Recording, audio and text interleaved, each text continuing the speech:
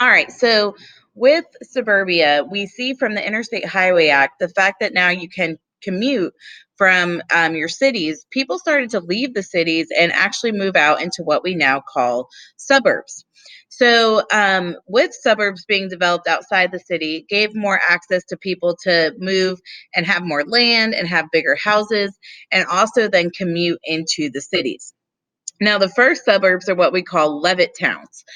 John Levitt from New York actually developed these first organized communities and allowed for mass production of housing. So these started in New York. We saw them spread to Pennsylvania. And on average, how quickly we were building these houses, we basically saw on average around 35 homes being built per day. It literally was just mass production, and the Levittowns tended to only have like 3 or 4 different types of houses.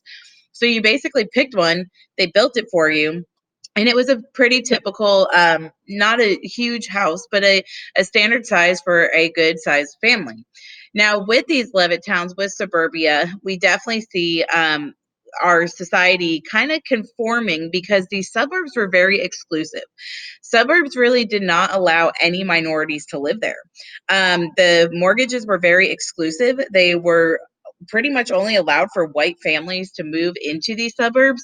And so we definitely saw not only were people leaving the cities, but we're creating a segregated society where white people had separate areas to live than minority populations.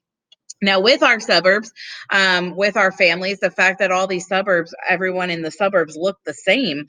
We have typical families where the have a few kids, the dad goes to work, the mom's a stay-at-home mom, and we start to see that people are just all looking and acting the same in our suburbs, and that's what we call conforming or a conforming society.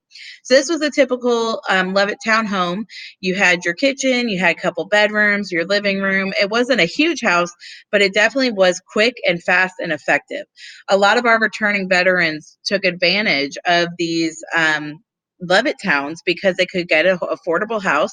And remember, the veterans have those lower mortgages because of the GI Bill of Rights. So, with the people in our suburbs, definitely moving in, we end up seeing pretty much everyone looking the same. We also saw a huge migration of people moving to the South. A lot of businesses and people moving to the South because land was cheaper. Labor unions were not really a popular thing in the South, and it also had lower taxes. And so, with these migrations, because of the Interstate Highway Act, we definitely see society changing. So I realize now that the videos, when I play them on the computer, the sound does not actually play. So I want you to go ahead and watch the intro to a sitcom or a show called Weeds, which I know a lot of students in the past have watched, but I'm not sure if it's a popular show still. But this show has this song that was extremely famous in the 50s called Little Boxes. And this song, I want you to listen to the lyrics and pay attention to the people because it's kind of making fun of the people who lived in suburbs and the people who do live in suburbs because pretty much everyone looked almost identical. So go ahead and watch that video link and then go ahead and click to the next link for the note.